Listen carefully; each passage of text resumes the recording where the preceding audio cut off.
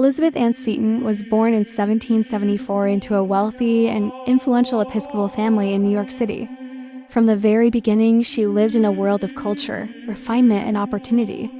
But that comfort would not last.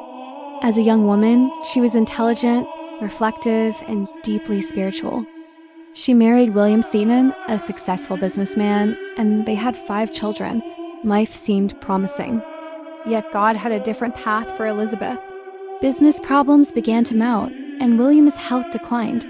In a desperate attempt to save him, they sailed to Italy, hoping the climate would help.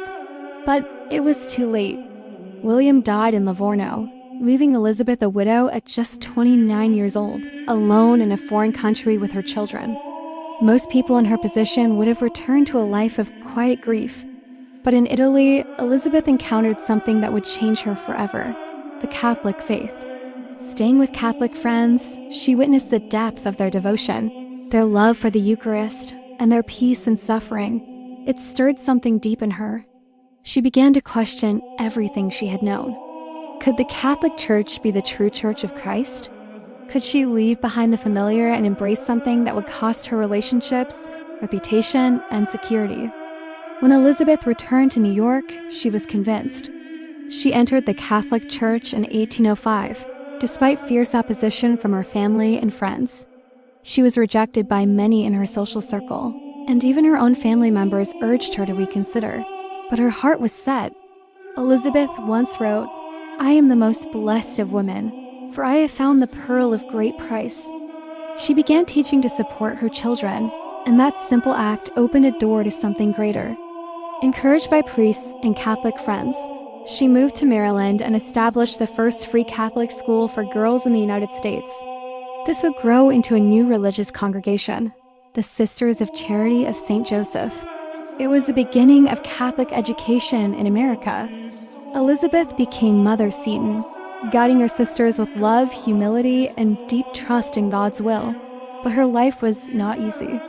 She lost 2 of her daughters, endured financial struggles, and suffered from tuberculosis for years.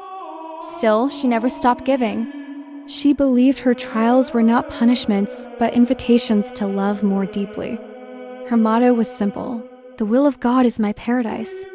Elizabeth died in 1821 at the age of 46. She had lived less than 5 decades, yet her impact would last for centuries. In 1975, Pope Paul VI canonized her as the first native-born American saint. Today, her legacy continues through hundreds of schools, hospitals, and charities inspired by her example.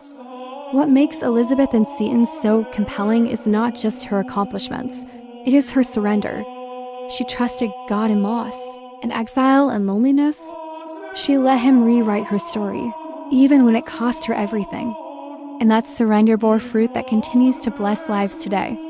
You might not be facing the same hardships as Elizabeth, but maybe you're carrying something heavy right now.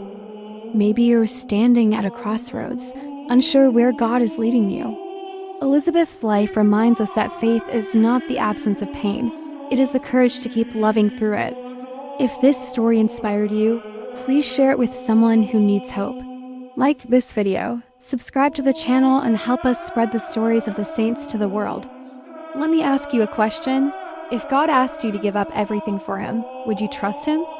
St. Elizabeth Ann Seton, pray for us.